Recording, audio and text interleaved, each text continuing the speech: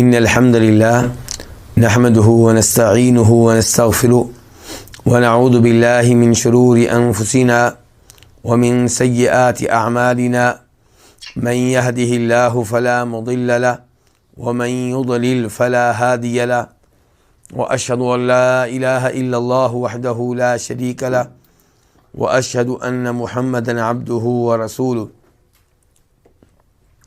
يا أيها الذين آمنوا اتقوا الله حق تقاته ولا تموتن إلا وأنتم مسلمون يا أيها الناس اتقوا ربكم الذي خلقكم من نفس واحدة وخلق منها زوجها وبث منهما رجالا كثيرا ونساء واتقوا الله الذي تساءلون به والأرحام إن الله كان عليكم رقيبا يا أيها الذين آمنوا اتقوا الله وقولوا قولا سديدا يصلح لكم أعمالكم ويغفر لكم ذنوبكم ومن يطع الله ورسوله فقد فاز فوزا عظيما أما بعد فإن خير الحديث كتاب الله وخير الهدي هدي محمد صلى الله عليه وسلم وشر الأمور محدثاتها وكل محدثة بدعة وكل بدعة ضلالة وكل ضلالة في النار. الوافی بما فی الصحیحین. تیسرا مقصد العبادات. 13ویں کتاب الجہاد اور 13ویں کتاب کی پہلی فصل اور اس کا 34واں باب 34 باب لا تعذبوا بعذاب اللہ، اللہ کا عذاب نہ دو، یعنی کہ وہ عذاب جو اللہ تعالیٰ روز آخرت اپنی مخلوق کو دے گا ان لوگوں کو دے گا جو رب کے نافرمان اور سرکش ہوں گے، رب کی نعمتوں کے، رب کے وجود کے منکر ہوں گے. وہ عذاب کسی اور کو دینے کی اجازت نہیں ہے. تو فرمایا لا تعذبوا بعذاب اللہ، اللہ والا عذاب نہ دو. حدیث نمبر 913 خا. اس حدیث کو اپنی کتاب میں جگہ دینے والے امام بخاری ہیں. عن ابی ہریرہ رضی اللہ عنہ انہ قال، جناب ابو ہریرہ رضی اللہ عنہ سے روایت ہے، بے شک وہ کہتے ہیں کہ بعثنا رسول اللہ صلی اللہ علیہ وسلم فی بعث، کہ ہمیں اللہ کے رسول علیہ الصلاۃ والسلام نے ایک لشکر میں بھیجا. اور ابو داؤد شریف میں وضاحت آئی ہے کہ اس لشکر کے جو امیر تھے، کمانڈر تھے، وہ حمزہ بن عمرو الاسلمی تھے. وقال لنا، اور آپ نے ہم سے کہا، ان وجدتم فلانا و فلانا فاحرقوہما بالنار، اگر تمہیں فلاں آدمی مل جائے اور فلاں آدمی مل جائے تو ان دونوں کو آگ میں جلا دینا، ان دونوں کو آگ لگا دینا. ثم قال رسول اللہ صلی اللہ علیہ وسلم حین اردنا الخروج، پھر کہا رسول اللہ صلی اللہ علیہ وسلم نے جب ہم نے نکلنا چاہا، یعنی کہ جب ہم الوداعی طور پہ آپ سے ملنے کے لیے آئے اور مدینہ سے نکل کے وہاں جانے لگے جہاں پہ جا کے لڑنا تھا، تو آپ نے کہا انی کنت امرتکم ان تحرقوا فلانا و فلانا، یقیناً میں نے تمہیں حکم دیا تھا کہ فلاں آدمی کو اور فلاں آدمی کو آگ میں جلا دینا. وَإِنَّ النَّارَ لَا يُعَذِّبُ بِهَا إِلَّا اللَّهُ، یقیناً آگ کے ساتھ اللہ ہی عذاب دیتا ہے، یقیناً آگ کے ساتھ عذاب نہیں دیتا مگر اللہ. فَإِن وَجَدْتُمُوهُمَا، پس اگر تمہیں یہ دو آدمی مل جائیں، فَاقْتُلُوهُمَا، ان کو قتل کر ڈالنا. اس حدیث سے یہ پتہ چلا کہ مسلمان جب کافروں پہ حملہ کریں، ان سے لڑیں، تب بھی انہیں اپنی مرضی کا انتقام لینے کی اجازت نہیں ہے، تب بھی انہیں کافروں کے ساتھ ایسا برا سلوک کرنے کی اجازت نہیں ہے جو برا سلوک ان کے دل میں آ جائے، ان کے دل میں سما جائے، بلکہ یہاں پہ بھی وہ اللہ کے احکام کے پابند ہیں۔ کبھی کہا جاتا ہے کہ جنگ میں عورتوں کو قتل نہیں کرنا، کبھی کہا جاتا ہے بچوں کو قتل نہیں کرنا، اور کبھی کہا جاتا ہے کہ کافروں کو قتل کریں تو ان کا مثلا نہیں کرنا، اور اب کہا جا رہا ہے کہ ان کو آگ نہیں لگانی۔ قتل کرنا اور چیز ہے، آگ لگانا اور چیز ہے۔ تو جب جنگ ہوگی، لڑائی ہوگی، ظاہر ہے وہاں پہ یا مسلمان قتل ہوں گے یا کافر قتل ہوں گے، لیکن مسلمانوں کو اس بات کی اجازت نہیں ہے کہ وہ کافروں کو آگ لگائیں، انہیں قتل کریں۔ آج آپ دیکھیں دنیا میں کئی ایسے مقامات ہیں جہاں مسلمانوں کو آگ میں جلایا گیا، مسلمانوں کو قتل کیا گیا، اور پھر بھی دنیا میں یہ شعور ہے کہ مسلمان دہشت گرد ہیں، حالانکہ دنیا کے بہت سارے ممالک میں مسلمان مظلوم ہیں اور انہیں قتل و غارت کا نشانہ بنایا جاتا ہے، اور ممکن ہے کہ مسلمانوں میں سے کوئی ایک آدھ غصے میں آ کر انتقام لینے کے لیے غلط حرکت کر دیتا ہو، لیکن اجتماعی طور پہ جس انداز سے مسلمانوں کو آگ لگائی جاتی ہے اور انہیں اجتماعی طور پہ قتل کیا جاتا ہے، یہ دیگر اقوام کے ساتھ نہیں ہو رہا۔ تو بہرحال اس حدیث سے جہاں اسلام کی عظمت ہمارے سامنے آتی ہے، وہاں پہ یہ پتہ چلتا ہے کہ مسلمان دہشت گرد نہیں ہیں، مسلمان پرامن لوگ ہیں، اور وہاں پہ لڑتے ہیں جہاں پہ انہیں اللہ کے رسول علیہ الصلوۃ والسلام کے احکام کے مطابق لڑنے کی اجازت ملتی ہے، اور اس لڑائی میں بھی وہ شریعت کے احکام کے پابند ہوتے ہیں۔ تو اس سے پتہ چلا کہ آگ کا عذاب یہ انسان دوسرے کو نہیں دے سکتا، یہ اللہ تعالیٰ کے ساتھ خاص ہے۔ اور یہاں پہ دیکھیے کہ خود نبی علیہ الصلوۃ والسلام نے پہلے صحابہ کرام کو آرڈر دیا ہے کہ 2 آدمی تمہیں وہاں مل جائیں تو انہیں آگ لگا دینا۔ جب صحابہ کرام الوداعی ملاقات کے لیے آئے تو آپ نے کہا بھئی ان کو آگ نہیں لگانی، کیونکہ یہ عذاب اللہ کے ساتھ خاص ہے۔ اس سے پتہ چلا کہ نبی علیہ الصلوۃ والسلام عالم الغیب نہیں تھے۔ آپ نے ایک عذاب بتایا، آپ نے قتل کرنے کی ایک شکل بتائی، اور بعد میں آپ کو بتایا گیا کہ یہ عذاب تو اللہ کے ساتھ خاص ہے، تو آپ نے اپنے الفاظ واپس لے لیے، آپ نے اپنا حکم واپس لے لیا۔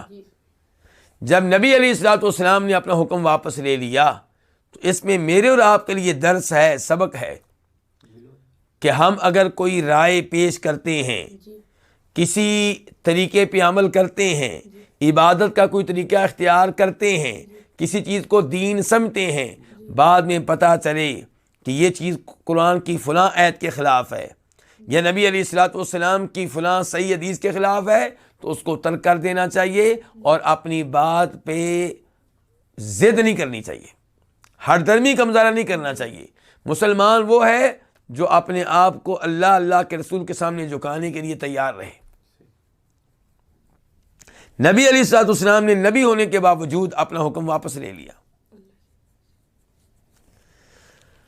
اور یہاں پہ یہ بھی بتانا چاہوں گا کہ امام بخاری وغیرہ روایت کرتے ہیں کہ جناب علی رضی اللہ تعالیٰ عنہ نے اپنے زمانے میں کچھ لوگوں کو آگ کا عذاب دیا، انہیں قتل کیا آگ میں جلا کر، اور یہ بات عبداللہ ابن عباس کو معلوم ہوئی، یعنی کہ جناب علی کے کزن کو، جناب علی کے چچا کے بیٹے کو۔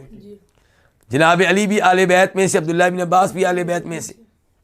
تو عبداللہ ابن عباس نے کہا کہ لو کنت انا لم احرقہم، اگر میں جناب علی کی جگہ پہ ہوتا تو میں بھی ان لوگوں کو سزا دیتا، ان کو قتل کرتا، لیکن آگ میں نہ جلاتا۔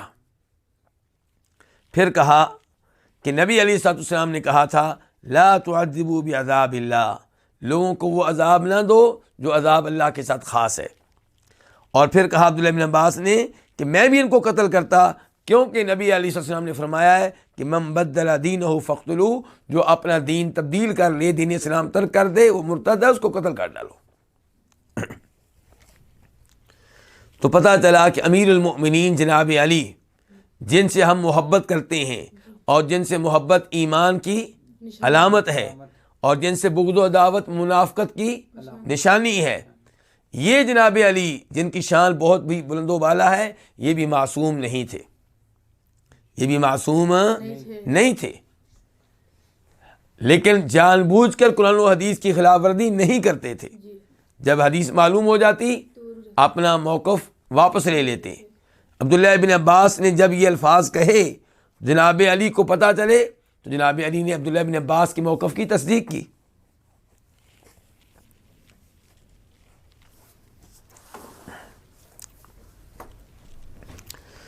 باب نمبر 35، باب استقبال الغزاة، لڑنے والوں کا استقبال کرنا، غازیوں کا استقبال کرنا، جو لڑ کر آئے ہیں مجاہدین مسلمان فوجی، ان کا استقبال کرنا چاہیے۔ حدیث نمبر 914 914 میم، اس حدیث کو روایت کرنے والے کون سے امام ہیں؟ امام مسلم۔ عن عبداللہ بن جعفر، روایت ہے عبداللہ بن جعفر سے۔ عبداللہ بن جعفر کون ہے؟ جعفر بن ابو طالب رضی اللہ تعالیٰ عنہ کے بیٹے۔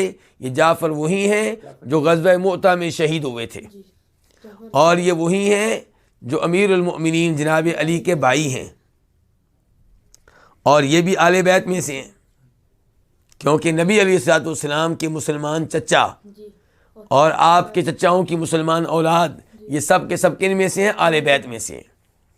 تو عبداللہ بن جعفر آل بیت میں سے ہیں، اور ان کی حدیث امام مسلم اپنی کتاب میں لے کر آئے ہیں۔ پتہ چلا کہ امام بخاری، امام مسلم، دیگر ائمہ حدیث صحابہ کرام اور آل بیت میں کوئی تفریق نہیں کرتے، صحیح حدیث جہاں سے بھی مل جائے وہ لیتے ہیں۔ تو عبداللہ بن جعفر سے روایت ہے، قال، وہ کہتے ہیں، کان رسول اللہ صلی اللہ علیہ وسلم اذا قدم من سفرین۔ اب آپ یہ تو جان چکے ہوں گے کہ جناب جعفر بڑی عمر کے تھے، شہید ہو گئے، عبداللہ ان کے بیٹے چھوٹی عمر کے، تو یہ ان کے بیٹے روایت کر رہے ہیں اور یہ بھی صحابی ہیں۔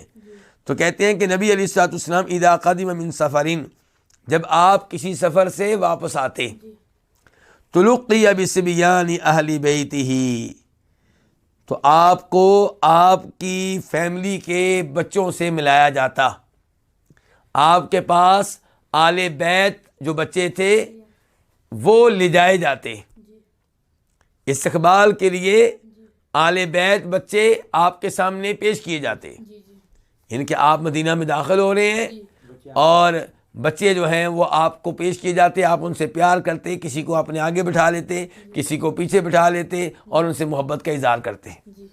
اس سے ایک تو یہ پتہ چلا کہ نبی علیہ الصلوۃ والسلام کو بچوں سے پیار تھا، آپ کو بچوں سے کیا تھا؟ پیار تھا، آپ ان سے نفرت نہیں کرتے تھے۔ کئی لوگ اپنے آپ کو بڑا سمجھتے ہوئے بچوں سے نفرت کرتے ہیں، تو آپ ایسے نہیں تھے، بچوں سے پیار کرتے تھے، اسی لیے تو بچے استقبال کے لیے آپ کے سامنے لائے جاتے تھے۔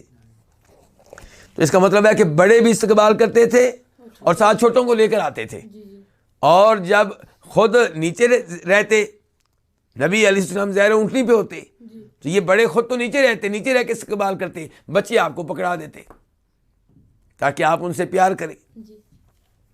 اور اس سے یہ بھی پتہ چلا کہ عبداللہ بن جعفر واقعی آل بیت میں سے ہیں، کیونکہ کیا کہا جا رہا ہے کہ تلقی بصبیان اہل بیتہ، آل بیت بچے آپ کو پیش کیے جاتے، یعنی کہ انہیں آپ سے ملایا جاتا۔ قال، عبداللہ بن جعفر کہتے ہیں، وَإِنَّهُ قَدِمَ مِن سَفَرٍ، بے شک آپ ایک سفر سے آئے، فَسُبِقَ بِي إِلَيْهِ، مجھے سب سے پہلے آپ کے پاس لے جایا گیا، یعنی کہ باقی بچوں سے پہلے مجھے آپ کے پاس پہنچا دیا گیا۔ فَحَمَلَنِي بَيْنَ يَدَيْهِ، تو آپ نے مجھے بٹھایا اپنے سامنے، اپنے آگے مجھے بٹھا لیا۔ ثم جیء بأحد ابنی فاطمہ، پھر لایا گیا فاطمہ کے 2 بیٹوں میں سے کسی ایک کو، جناب فاطمہ رضی اللہ تعالی عنہا کے 2 بیٹوں میں سے کسی ایک کو، یا حسن کو یا حسین کو، اللہ تعالیٰ تینوں سے راضی ہو۔ فأردفہ خلفہ، تو آپ نے اپنے اس نواسے کو اپنے پیچھے بٹھایا۔ قال عبداللہ بن جعفر کہتے ہیں فأدخلنا المدینہ، تو ہم مدینہ میں داخل ہوئے، ثلاثہ علی دابۃ، جبکہ ہم 3 لوگ ایک سواری پہ سوار تھے۔ نبی علیہ السلام اور عبداللہ بن جعفر آپ کے سامنے بیٹھے ہوئے، اور حسن یا حسین میں سے ایک آپ کے پیچھے بیٹھے ہوئے، تو ہم 3 لوگ ایک سواری پہ بیٹھے ہوئے تھے۔ اس حال میں ہم مدینہ میں داخل ہوئے۔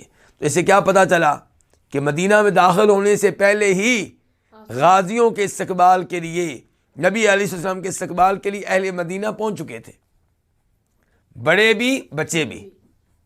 تو اس سے پتہ چلا کہ غازیوں کا استقبال کرنا چاہیے۔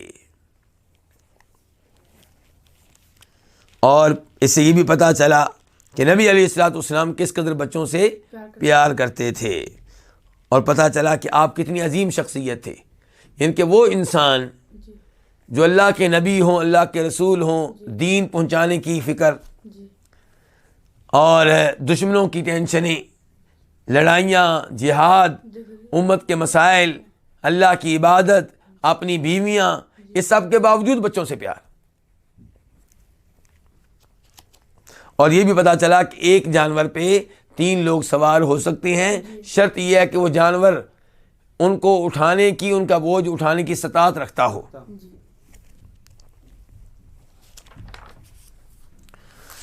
اس کے بعد الفصل الثانی، احکام الغنائم، مال غنیمت کے احکام۔ اس میں پہلا باب کیا؟ باب حل الغنائم، پہلا باب اس بارے میں ہے کہ مال غنیمت حلال ہے۔ مال غنیمت کیا ہے؟ حلال ہے۔ اور یہ اس حدیث میں تذکرہ آئے گا جو بھی ہم پڑھنے لگے ہیں، اسے پتہ چلے گا کہ مال غنیمت پہلی امتوں کے لیے حلال نہیں تھا۔ آپ دیکھیے اللہ تعالیٰ کا اس امت کے اوپر کتنا بڑا کرم ہے کہ پہلی امتیں جہاد کرتی، اللہ کی راہ میں لڑتی، فتح ملتی، مال ملتا، لیکن مال اپنے پاس رکھنے کی اجازت نہیں تھی۔ اور اس امت کی باری آئی تو اللہ رب العزت نے مال غنیمت حلال کر دیا۔ حدیث نمبر 915 915 قاف، اس حدیث کو اپنی کتاب میں جگہ دینے پہ اتفاق ہے امام بخاری کا اور امام مسلم کا۔ عن ابی ہریرہ رضی اللہ عنہ قال، روایت ہے جناب ابو ہریرہ رضی اللہ عنہ سے، وہ کہتے ہیں قال رسول اللہ صلی اللہ علیہ وسلم، فرمایا رسول اللہ صلی اللہ علیہ وسلم نے،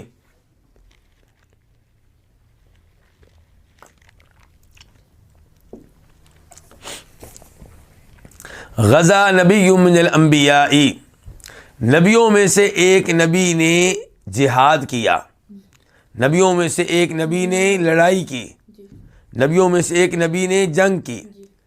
فقال لقومہ، تو اس نبی نے اپنی قوم سے کہا، یعنی کہ لڑائی کے لیے نکلنے سے پہلے کہہ دیا۔ فقال لقومہ، اور یہ نبی کون ہے؟ یوں محسوس ہوتا ہے کہ یہ نبی یوشع ہیں، یوشع بن نون، جو موسیٰ علیہ السلام کے فوت ہونے کے بعد اللہ کے نبی بنے، اور یہ وہی یوشع ہے جو موسیٰ علیہ السلام کے ساتھ تھے جب موسیٰ علیہ السلام خضر علیہ السلام سے ملنے کے لیے گئے تھے۔ قرآن میں آتا ہے قال لفتاہ آتنا غداءنا، کہ موسیٰ علیہ السلام نے اس سفر میں اپنے نوجوان سے کہا بھی لے کر آؤ ہمارا کھانا ناشتہ کدھر ہے؟ تو وہاں پہ کیا اپنے نوجوان سے کہا، تو نوجوان کون تھے؟ یوشع۔ تو امید ہے کہ یہاں نبی سے مراد یہی یوشع ہے۔ امام حاکم اپنی مستدرک میں روایت کرتے ہیں کہ اس سے مراد کون ہے؟ یوشع بن نون۔ تو فقال لقومہ، تو جناب یوشع علیہ السلام نے اپنی قوم سے کہا لا یتبعنی رجل ملک بضع امرأۃ، میرے ساتھ نہ چلے، میری پیروی نہ کرے کوئی بھی ایسا آدمی جو کسی عورت کی شرمگاہ کا مالک بن چکا ہو. کیا مطلب؟ نکاح کر چکا ہو. کیا کر چکا ہو؟ نکاح کر چکا ہو. وَهُوَ يُرِيدُ أَن يَبْنِيَ بِهَا، جب کہ وہ چاہتا ہو کہ اس عورت کے ساتھ بنا کرے، یعنی کہ شب زفاف گزارے، یعنی کہ سہاگ رات گزارے. یعنی کہ نکاح تو پہلے ہو چکا ہے، اب باقاعدہ شادی کرنا چاہتا ہو. وَلَمَّا يَبْنِ بِهَا، اور ابھی تک اس نے اس کے ساتھ شادی نہ کی ہو. نکاح کر چکا ہے لیکن ابھی تک شادی نہیں کی، ابھی تک تعلق قائم نہیں کیا. تو کوئی بھی ایسا آدمی جو نکاح کر چکا ہو، بیوی سے تعلق قائم کرنے میں رغبت رکھتا ہو اور ابھی تک اس نے یہ کام کیا نہ ہو، وہ میرے ساتھ نہ جائے. علماء کرام کہتے ہیں اس لیے کہ ایسے آدمی کی توجہ جہاد پہ نہیں ہوگی، اپنی وائف کی طرف ہوگی، تو وہ اچھی طرح اللہ کی راہ میں لڑ نہیں سکے گا. شاید اس لیے انہوں نے کہا تھا. تو کیا کہہ رہے ہیں؟ کوئی بھی ایسا آدمی جو کسی عورت کی شرمگاہ کا مالک بن چکا ہو، یعنی کہ نکاح کر چکا ہو، جب کہ وہ اس کے ساتھ شادی کرنا چاہتا ہو اور ابھی تک اس کے ساتھ شادی نہ کی ہو، وہ میرے پیچھے نہ آئے، میرے ساتھ نہ چلے. وَلَا أَحَدٌ بَنَا بِيُوتًا وَلَمْ يَرْفَعْ سُقُوفَهَا، اور نہ ہی کوئی ایسا شخص جو گھر بنا چکا ہو، کمرے بنا چکا ہو اور اس نے ان کی چھتیں بلند نہ کی ہوں. دیواریں قائم کر چکا ہے، سارا گھر بن گیا لیکن ابھی چھتیں نہیں ڈالی، تو یہ بھی آدمی میرے ساتھ نہ جائے، کیونکہ اس کی بھی توجہ کس کی طرف رہے گی؟ مکان کی طرف رہے گی کہ بارشیں آ گئی تو پتہ نہیں کیا بنے گا. تو فرمایا ولا احد، اور نہ ہی کوئی ایسا شخص بنا بیوتن جو گھر بنا چکا ہو، ولم یرفع سقوفہا، گھر کے اوپر چھتیں نہ ڈالی ہوں. ولا احد اشترى غنما او خلیفات وهو ينتظر ولادها، اور نہ ہی کوئی ایسا شخص جس نے بکریاں خریدی ہوں یا حاملہ اونٹنیاں خریدی ہوں جب کہ وہ انتظار کر رہا ہو ان کی طرف سے ولادت کا. بکریاں خریدی ہیں اور اونٹنیاں خریدی ہیں اور وہ حمل کی حالت میں ہیں اور اس کا دھیان ان کی طرف ہے کہ یہ بکری بچہ دے گی تو میرا ایک اور بکری میرے پاس آ جائے گی، میں اس کا بھی مالک بن جاؤں گا. میری اونٹنی بچہ دے گی، ایک اور بچہ میرے پاس آ جائے گا، اس کا دھیان تو ادھر رہے گا. فغزا، تو اس نبی نے جہاد کیا. فدنا من القریۃ صلاۃ العصر، مطلوبہ بستی کے وہ قریب ہوا نماز عصر کے وقت. وہ بستی جس پہ حملہ کرنا تھا وہاں کب پہنچے؟ عصر کے وقت. اور کچھ علماء کرام نے لکھا ہے کہ جمعہ کا دن تھا. کون سا دن تھا؟ جمعہ کا دن تھا. اور آپ جانتے ہیں کہ ہفتے کے دن کیا ہوتا ہے؟ ہفتہ کے دن یہودیوں کے ہاں خاص دن ہے، خاص دن ہے. جیسے مسلمانوں کا خاص دن کیا؟ جمعہ کا دن. یہودیوں کا ہفتہ، عیسائیوں کا اتوار. کہتے ہیں فدنا من القریۃ صلاۃ العصر، تو یہ نبی عصر کی نماز کے وقت مطلوبہ جو گاؤں تھا، مطلوبہ جو شہر تھا اس کے قریب ہوئے. او قریب من ذالک، یا اس سے قریب قریب. کیا مطلب؟ عصر کے وقت وہاں پہنچے یا عصر کے قریب قریب وہاں پہنچے. فقال للشمس، انہوں نے سورج سے کہا انکی مأمورۃ وانا مأمور، بے شک تو اللہ کے حکم کا پابند ہے اور میں بھی اللہ کے حکم کا پابند ہوں. یعنی کہ تیرا بھی اپنا کچھ نہیں ہے، تو بھی اللہ کے تابع ہے، میں بھی اللہ کے تابع ہوں. یعنی کہ تجھے کیا حکم ہوتا ہے کہ فلاں ٹائم غروب ہو جا، فلاں ٹائم طلوع ہو جا. تو انکی مأمورۃ، اے سورج تو بھی اللہ کے حکم کا پابند ہے، وانا مأمور، اور میں بھی اللہ کے حکم کا پابند ہوں. تجھے حکم ہے غروب ہونے کا، مجھے حکم ہے لڑنے کا اور جہاد کرنے کا. اللہم احبسها علینا، اے اللہ اس سورج کو ہم پہ روک لے. یعنی کہ اس کو غروب نہ ہونے دینا، اس کو غروب نہ ہونے دینا.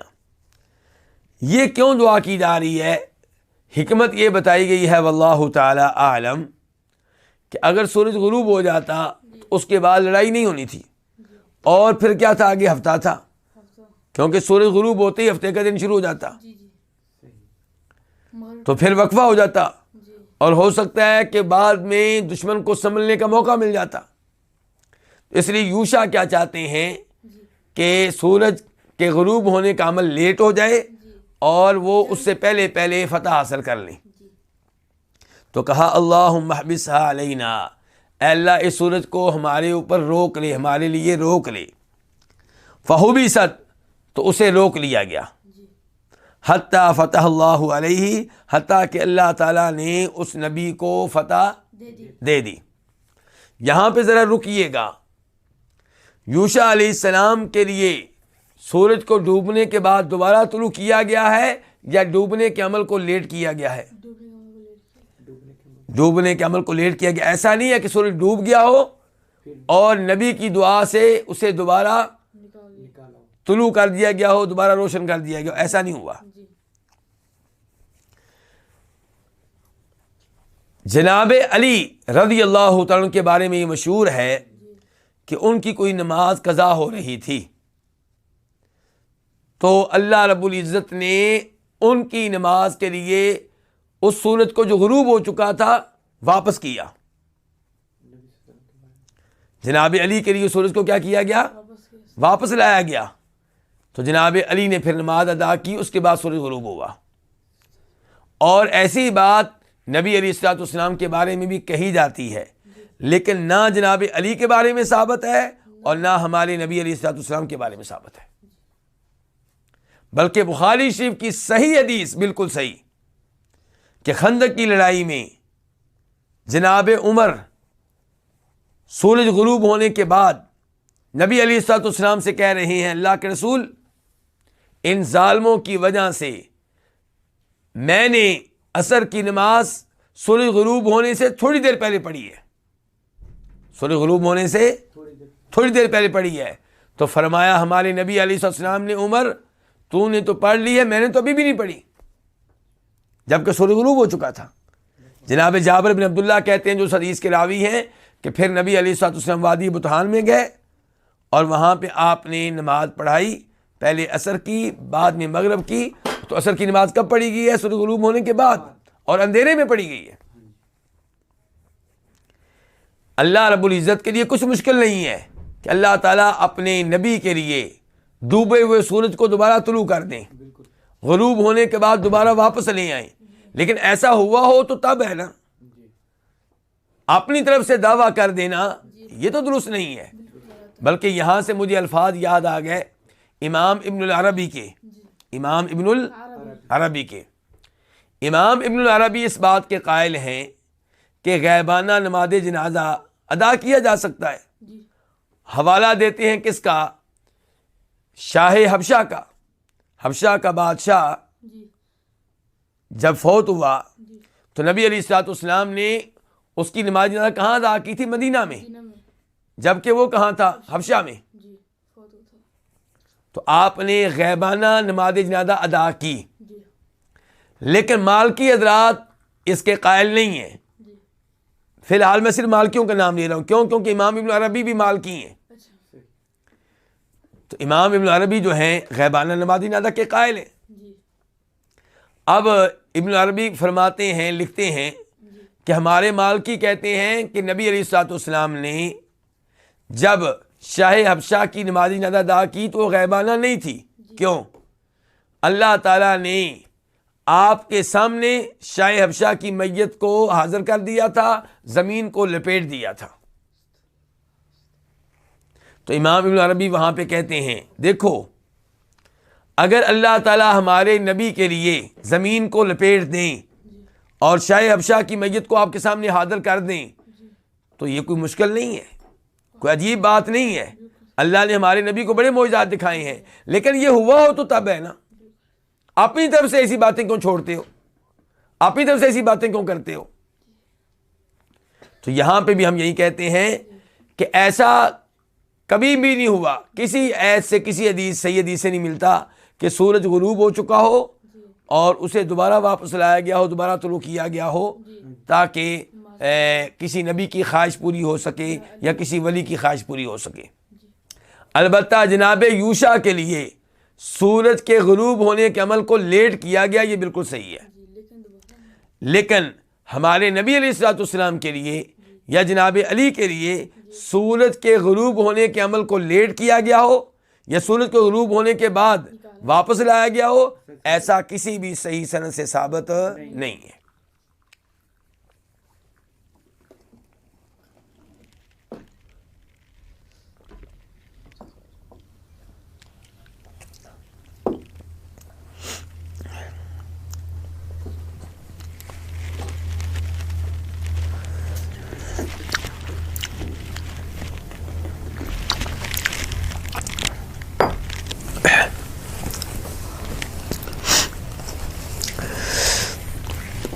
تو اللہ تعالیٰ نے جناب یوشع کو کیا دے دی؟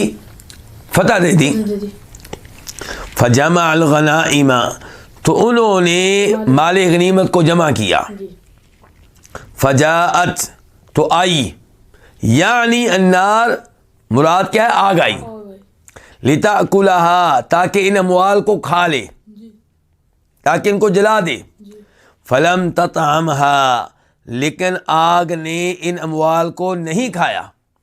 فقال، تو وہ نبی فرمانے لگے، ان فیکم غلولا، بے شک تم میں چوری کا مال ہے، تم میں غنیمت کا مال موجود ہے، تم میں سے کسی نے مال غنیمت میں خیانت کی ہے۔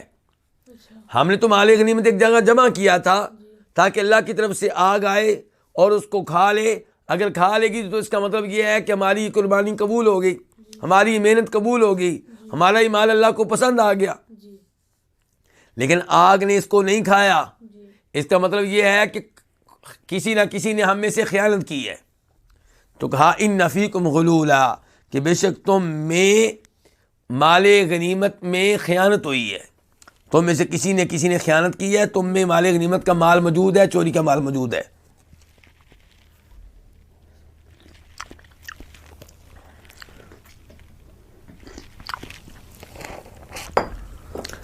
فَلْيُبَايِعْنِي مِنْ كُلِّ قَبِيلَةٍ رَجُلٌ، پس چاہیے کہ ہر قبیلے میں سے ایک آدمی میری بیعت کرے۔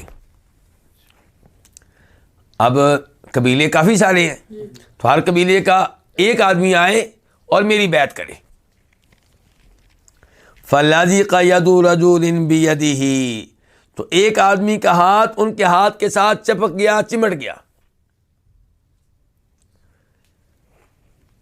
فقال، تو فرمانے لگے وہ نبی، فیکم الغلول، تم میں چوری کا مال موجود ہے، مال غنیمت تم میں موجود ہے، تمہارے قبیلے میں۔ فلتبایعنی قبیلتک، پس چاہیے کہ میری بیعت کرے تمہارا پورا قبیلہ۔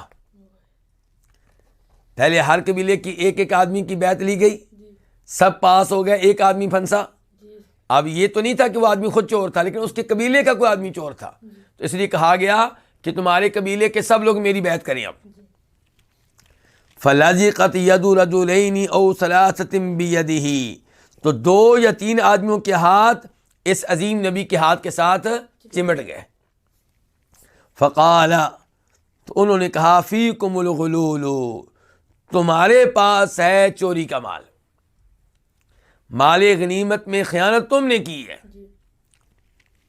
فجاءوا برأس مثل رأس بقرة من الذهب، وہ سونے کا ایک سر لے کر آئے جو گائے کے سر کی طرح تھا، گائے کے سر کی طرح ایک سر لے کر آئے، کس کا؟ سونے کا بنا ہوا۔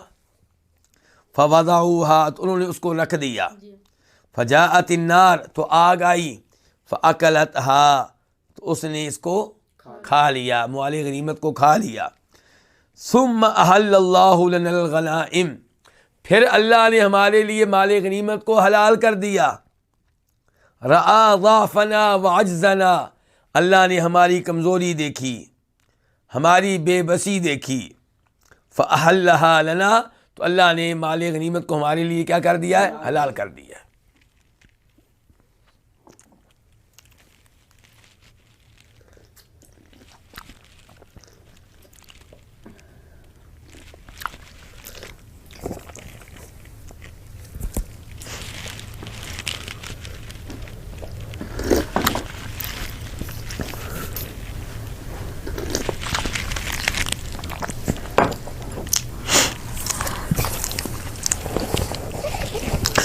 اس سے پتہ چلا کہ اللہ رب العزت کا کتنا بڑا انعام ہے اس امت کے اوپر. دیکھیں وہ لوگ مال غنیمت میں چوری کرنے کی کوشش کرتے تھے پھر بھی پکڑے جاتے تھے, لڑتے, جہاد کرتے, مشقت کرتے, لیکن مال غنیمت ان کے لیے حلال نہیں تھا.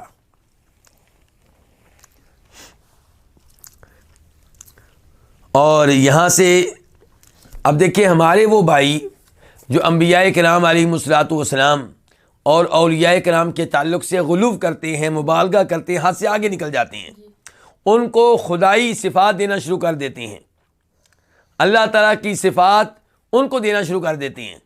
ان میں سے اگر کوئی آپ کو ملے گا اور یہ حدیث سنائے گا تو اس نے کیا کہنا ہے؟ اسے کہنا ہے دیکھا پھر اللہ کے نبی کی قدرت, دیکھا اللہ کے نبی نے کیسے پکڑ لیا. لیکن یہ بھول جائے گا بیان کرنے والا بھی اور ان کے سننے والے بھی کہ نبی علیہ الصلوۃ والسلام کو پہلے معلوم نہیں ہوا, مال کو جمع کیا ہے, آگ کا انتظار کیا, آگ آئی ہے, کھائے بغیر چلی گئی ہے. اگر نبی ہوتے عالم غیب تو وہ پہلے سے بتاتے کہ مال پورا نہیں آیا, خیانت ہو چکی ہے, چوری ہو چکی ہے, مال لے کر آؤ. دوسرے نمبر پہ آگ آئی ہے, واپس چلی گئی ہے, پھر بھی ان کو یہ پتہ نہیں چلا کہ چور کون ہے. یہ پتہ چل گیا کہ چوری ہو چکی ہے اسی لیے آگ نے نہیں کھایا, لیکن کون چور ہے پتہ نہیں چلا. اس کے لیے پھر اللہ کے حکم سے کیا کہا گیا ہے کہ تم آؤ میری بیعت کرو. پھر ایک آدمی کا ہاتھ چپکا ہے, پھر بھی پتہ نہیں چلا کہ اس آدمی کے قبیلے میں سے کس نے کی ہے. سارے قبیلے نے بیعت کی ہے, پھر 3 آدمی پکڑے گئے. تو ان امور کی طرف دھیان رہے تو انسان میں اعتدال رہتا ہے. یقیناً انبیاء کرام علیہم الصلوۃ والسلام تمام انسانوں میں سب سے افضل, سب سے اعلیٰ, سب سے مقدس, سب سے زیادہ علم رکھنے والے, اور ان سے محبت واجب, ان پہ ایمان واجب, اور ہم اللہ کے فضل و کرم سے ان سے محبت بھی کرتے ہیں, ایمان بھی لاتے ہیں. لیکن ہم یہ کہتے ہیں غلو نہ کرو. انبیاء کرام علیہم الصلوۃ والسلام کو عالم الغیب قرار دینا یا مشکل کشا قرار دینا یا حاجت روا قرار دینا یہ قرآن و حدیث کے خلاف ہے, یہ غلط عقیدہ ہے, اس سے توبہ کی جائے.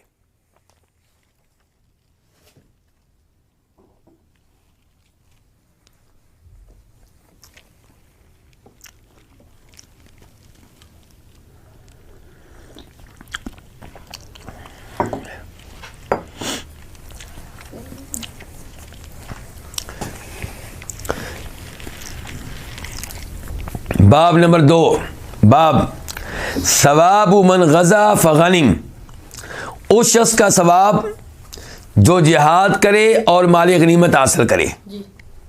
یعنی کہ وہ آدمی جس نے جہاد کیا, اللہ کی راہ میں لڑائی لڑی اور اس کو مال غنیمت بھی مل گیا, اس کو ثواب کتنا ملے گا ان کے مقابلے میں جنہوں نے جہاد کیا, لڑائی لڑی اور انہیں مال غنیمت نہیں ملا. حدیث نمبر 916 916 میم. اس حدیث کو روایت کرنے والے امام کون ہے؟ امام مسلم. عن عبداللہ بن عمر, روایت ہے جناب عبداللہ بن عمر سے, قال کہتے ہیں قال رسول اللہ صلی اللہ علیہ وسلم, فرمایا رسول اللہ صلی اللہ علیہ وسلم نے,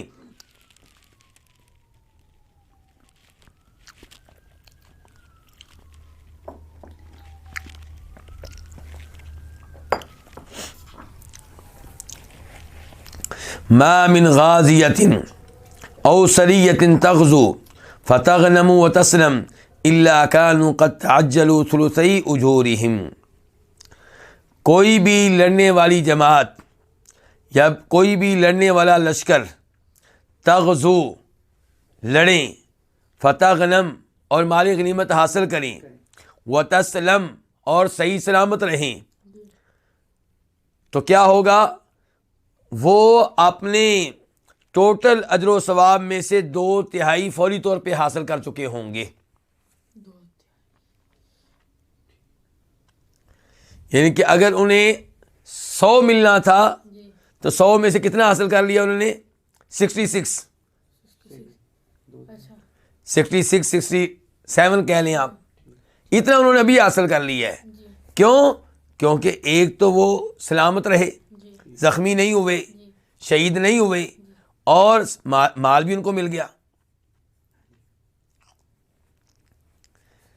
تو پھر سن لیں، ما من غازیۃ، کوئی ایسی جماعت نہیں ہے جو لڑنے والی ہو، او سریۃ، کوئی ایسا دستہ نہیں ہے جو لڑنے والا ہو، فتغنم، تو انہیں کیا ملے؟ مال غنیمت ملے، وتسلم، اور وہ سلامت رہیں، الا كانوا قد تعجلوا، مگر وہ حاصل کر چکے ہوتے ہیں ثلثی اجورہم، اپنے اجر و ثواب کا 2/3۔ باقی کتنا رہ گیا؟ 1/3۔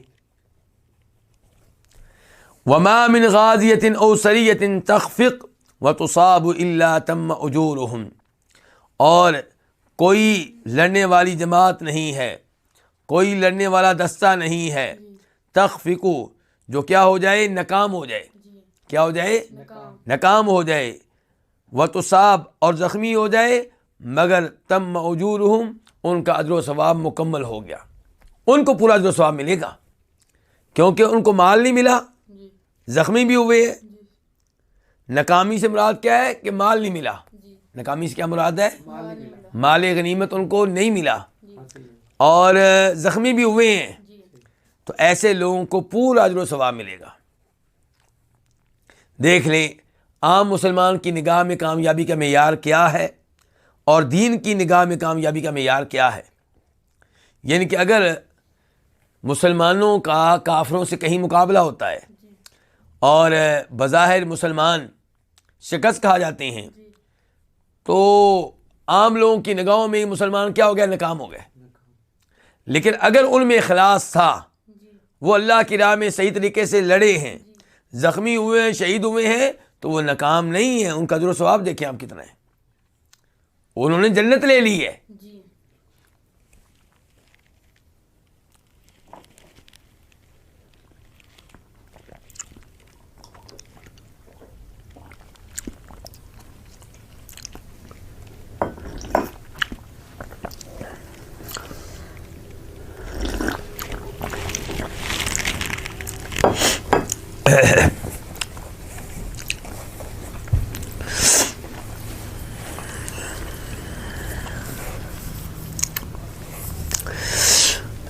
اس کے بعد ہے باب نمبر 3، باب قسمت الغنیمہ، یہ باب ہے مال غنیمت کی تقسیم کے بارے میں۔ حدیث نمبر 917 917 قاف، اس حدیث کے بیان کرنے پہ اتفاق ہے امام بخاری کا اور امام مسلم کا۔ عن ابن عمر رضی اللہ عنہما، روایت ہے جناب عبداللہ بن عمر رضی اللہ عنہما سے، ان رسول اللہ صلی اللہ علیہ وسلم جعل للفرس سہمین ولصاحبہ سہما، کہ بے شک رسول اللہ صلی اللہ علیہ وسلم نے مقرر کیا گھوڑے کے لیے آپ نے مقرر کیے 2 حصے، اور ولصاحبہ، گھوڑے کے مالک کے لیے آپ نے کیا مقرر کیا؟ 1 حصہ۔ کیا مراد ہے؟ یعنی کہ جب مال غنیمت تقسیم ہوگا، کافروں سے مسلمان لڑے، کافروں کا مال مسلمانوں کے ہاتھ میں آیا، اب یہ تقسیم ہوگا مجاہدین میں، لڑنے والوں میں، تو اصول کیا ہوگا؟ جو آدمی لڑنے کے لیے آیا ہے اپنے گھوڑے پہ، اسے کتنے حصے ملیں گے؟ 3، ٹوٹل 3، 2 حصے گھوڑے کی وجہ سے اور 1 حصہ اپنی جان کی وجہ سے، ٹوٹل حصے کتنے ہو گئے؟ 3۔ اور یہاں پہ یہ بتا دوں کہ یہ موقف ہے کس کا؟ امام مالک کا، امام شافعی کا، امام احمد کا۔ لیکن امام ابو حنیفہ رحمہ اللہ کا موقف کیا ہے؟ وہ کہتے ہیں کہ جو گھوڑا لے کر آیا ہے اس کو 2 حصے ملیں گے۔ اس کو کتنے حصے ملیں گے؟ 2۔ اور اس موقف میں امام ابو حنیفہ کے ساتھ ان کے شاگرد بھی نہیں ہیں۔ امام ابو یوسف، امام محمد، امام صاحب کی 2 بڑے شاگرد ہیں، وہ اس مسئلے میں جمہور کے ساتھ کھڑے ہیں، حدیث کے ساتھ کھڑے ہیں۔ امام ابو حنیفہ رحمہ اللہ کو شاید حدیث نہ مل سکی ہو، یا کوئی اس قسم کا مسئلہ ہوگا جس کی وجہ سے انہوں نے وہ موقف اپنایا جو حدیث کے مطابق نہیں ہے، اور یہاں پہ ان کے اپنے شاگرد بھی ان کے ساتھ نہیں ہیں۔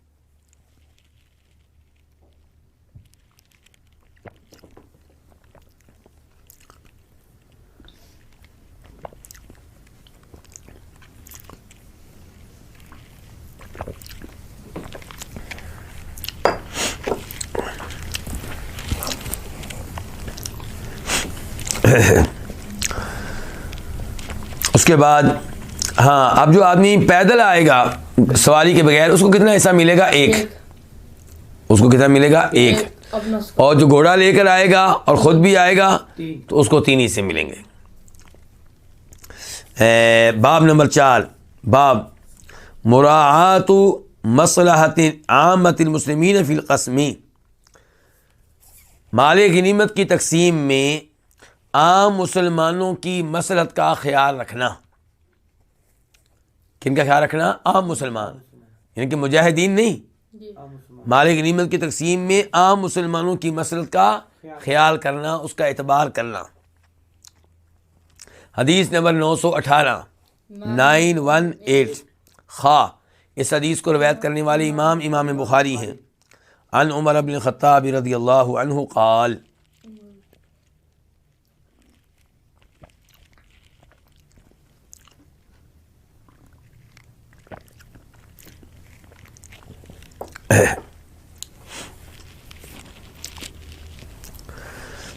جناب عمر بن الخطاب رضی اللہ عنہ سے روایت ہے، وہ کہتے ہیں اما خبردار. یہ لفظ کیوں آتا ہے؟ اس لیے کہ مخاطب میری بات دھیان سے سنیں، جن سے میں بات کرنے لگا ہوں میری بات دھیان سے سنیں. یہ تنبیہ ہے، یعنی کہ جیسے آپ کہتے ہیں اٹینشن، دھیان سے میری بات سنو، توجہ سے سنو. تو اما خبردار، والذی نفسی بیدی، اس ذات کی قسم جس کے ہاتھ میں میری جان ہے. جناب عمر فاروق کس کی قسم اٹھا رہے ہیں؟ اللہ تعالیٰ کی. نبی علیہ الصلوۃ والسلام سے بے پناہ محبت کرتے ہیں لیکن آپ کی قسم نہیں اٹھاتے. قسم کس کی اٹھاتے ہیں؟ اللہ کی. کہتے ہیں لولا ان اترک آخر الناس ببانا لیس لهم شیء. اگر یہ بات نہ ہوتی کہ میں لوگوں میں سے آخر میں آنے والوں کو مفلس چھوڑ جاؤں گا، ان کے پاس کچھ بھی نہیں رہے گا، اگر یہ مجھے خوف نہ ہو یہ، تو ما فتحت علی قریۃ الا قسمتها. تو جب بھی کوئی گاؤں فتح ہو میں اسے تقسیم کر دوں. کن میں؟ مجاہدین میں. نبی علیہ الصلوۃ والسلام نے کیا کیا تھا؟ خیبر کا مال اور خیبر کی زمینیں کن میں تقسیم کی تھی؟ لڑنے والوں میں، جہاد کرنے والوں میں.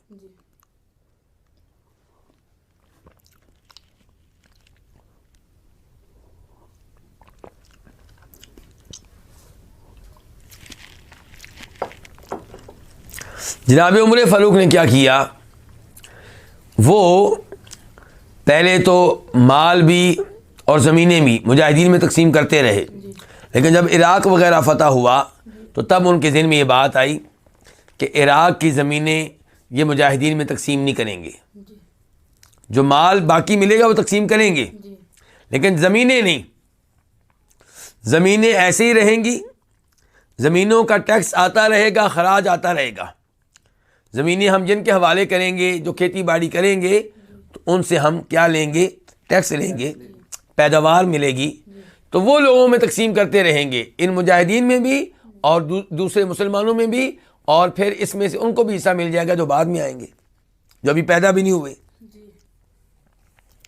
تو عمر فاروق کہتے ہیں خبردار، اس ذات کی قسم جس کے ہاتھ میں میری جان ہے، اگر یہ بات نہ ہو، یعنی کہ اگر اس بات کا خوف نہ ہو، اگر یہ بات نہ ہو کہ میں لوگوں میں سے آخر میں آنے والوں کو، بعد میں آنے والوں کو کیا چھوڑ جاؤں گا؟ مفلس، فقیر، لیس لهم شیء، ان کے پاس کچھ بھی نہیں ہوگا. اگر یہ ڈر نہ ہو تو ما فتحت علی قریۃ، تو میرے ہاں کوئی بھی گاؤں فتح نہ ہو، کوئی بھی علاقہ فتح نہ ہو، الا قسمتها، مگر میں اس کو تقسیم کر دوں. کما قسم النبی صلی اللہ علیہ وسلم خیبر، جیسا کہ تقسیم کیا تھا نبی علیہ الصلوۃ والسلام نے خیبر کو. ولکنی اترکها خزانۃ لہم یقتسمونہا، لیکن میں ان کو چھوڑ کے جا رہا ہوں، میں ان کو چھوڑ کے جا رہا ہوں بطور خزانہ ان کے لیے، اس کو واپس میں تقسیم کرتے رہیں گے. یعنی کہ اس سے جو آمدن آئے گی وہ آپس میں تقسیم کرتے رہیں گے. میں بطور خزانہ چھوڑ کے جا رہا ہوں اور یہ لوگ اس کی آمدن آپس میں تقسیم کرتے رہیں گے. وفی روایت، اور ایک روایت میں لولا آخر المسلمین، اگر مسلمانوں میں سے بعد میں آنے والوں کا مسئلہ نہ ہو تو میں ہر وہ زمین جو بطور غنیمت ہمیں مل رہی ہے میں لوگوں میں تقسیم کر دوں، مجاہدین میں تقسیم کر دوں. لیکن تقسیم نہیں کی، پھر عراق وغیرہ کی زمینیں تقسیم نہیں کی. کیوں؟ جناب عمر فاروق کو احساس تھا بعد میں آنے والوں کا، تو چاہتے تھے کہ زمینیں ایسے ہی رہیں، ان کی آمدن آتی رہے اور بعد والوں کو بھی اس میں سے مال ملے. باب نمبر 5، باب ما یعطى للمؤلفۃ قلوبہم، باب ہے اس کے بارے میں جو دیا جائے گا ان لوگوں کو جن کے دل جیتنا مقصود ہوں. باب ہے اس مال کے بارے میں جو کن کو دیا جائے گا؟ جن کے دل جتنا مقصود ہو. یہ کون ہوتے ہیں جن کے دل جیتنے مقصود ہوتے ہیں؟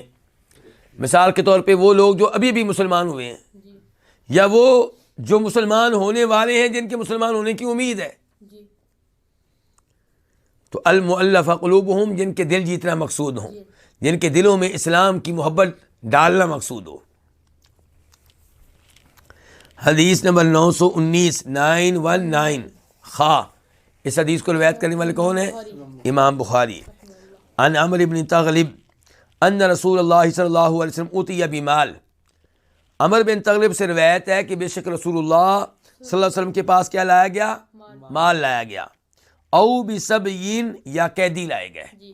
فقسمہ، تو آپ نے ان کو کیا کر دیا؟ تقسیم کر دیا. فَآطَى رِجَالًا وَتَرَكَ رِجَالًا، تقسیم کرتے ہوئے کئی لوگوں کو آپ نے مال دیا اور کئی لوگوں کو نہیں دیا، ان کو چھوڑ دیا، ان کو ترک کر دیا. فَبَلَغَهُ أَنَّ الَّذِينَ تَرَكَ عَتَبُوا، تو آپ کو یہ بات پہنچی، آپ تک یہ بات آئی کہ بے شک وہ لوگ جن کو آپ نے ترک کر دیا ہے، جن کو نہیں دیا، عتبو، وہ ناخوش ہیں، ان کے وہ اس پہ محسوس کر رہے ہیں کہ ہمیں نہیں ملا، ہم نے بھی جہاد کیا لیکن ہمیں تو نہیں ملا. فحمد اللہ ثم اثنى علیہ، تو آپ نے اللہ کی حمد و ثنا بیان کی. ثم قال، پھر آپ نے کہا اما بعد، حمد و ثناء کے بعد. یہاں پہ آپ غور کریں گے کہ نبی علیہ الصلوۃ والسلام جب بھی صحابہ کرام سے گفتگو کرتے تھے پہلے اللہ کی حمد و ثنا بیان کرتے تھے. پہلے کیا کرتے تھے؟ اللہ کی حمد و ثنا بیان کرتے، اللہ کی خوبیاں، اللہ کی نعمتوں کا اظہار وغیرہ. تو ثم قال، پھر آپ نے کہا اما بعد، حمد و ثنا کے بعد. فواللہ انی لاعطی الرجل وادع الرجل والذی ادع احب الی من الذی اعطی. اس اللہ کی قسم، نبی علیہ السلام کس کی قسم اٹھا رہے ہیں؟ اللہ کی قسم. اللہ کی قسم، یقیناً میں کسی آدمی کو مال دیتا ہوں، وَأَدَعُ الرَّجُلَ، اور کسی آدمی کو میں چھوڑ دیتا ہوں، اسے نہیں دیتا. جب کہ وہ آدمی جس کو میں چھوڑ دیتا ہوں مال نہیں دیتا، مجھے اس کے مقابلے میں زیادہ محبوب ہوتا ہے جس کو میں دیتا ہوں. نبی علیہ السلام کیا بتا رہے ہیں کہ میری محبت کا معیار یہ نہیں ہے کہ جس کو میں نے مال دے دیا مجھے اس سے محبت ہے. میں کئی دفعہ اس کو مال دیتا ہوں جس سے مجھے محبت کم ہوتی ہے، اور اس کو نہیں دیتا جس سے محبت زیادہ ہوتی ہے. اور یہی صورتحال، بلکہ اللہ اور اللہ کے رسول کو تو آپس میں تشبیہ دینی نہیں چاہیے، لیکن ویسے بتاتے ہیں مثال دیے بغیر، تشبیہ دیے بغیر، کہ اللہ رب العزت کا معاملہ آپ دیکھ لیں. زیادہ مال مسلمانوں کے پاس ہے کہ کافروں کے پاس ہے؟ کافروں کے پاس ہے. کتنی نعمتیں ان کے پاس. اور نبی علیہ السلام کی طرف دیکھ لیں، نبی بھی تھے، رسول بھی تھے، مدینہ کے سربراہ بھی تھے، سپہ سالار بھی تھے، جہاد بھی کرتے تھے، نمازیں بھی پڑھتے تھے، ساری مشقتیں برداشت کرتے تھے، روزے رکھتے تھے. اس کے باوجود آپ کا مال دنیاوی بادشاہوں کے مقابلے میں کم تھا. تو یہ مال جو ہمارے پاس ہے یہ اللہ کی طرف سے دوستی اور ولایت اور محبت کا معیار نہیں ہے. اللہ تعالیٰ کئی دفعہ مال دیتے ہیں آزمانے کے لیے. اللہ تعالیٰ نے فرمایا قرآن حکیم میں، اَيَحْسَبُونَ أَنَّمَا نُمِدُّهُمْ بِهِ مِن مَالٍ وَبَنِينَ نُسَارِعُ لَهُمْ فِي الْخَيْرَاتِ بَل لَّا يَشْعُرُونَ.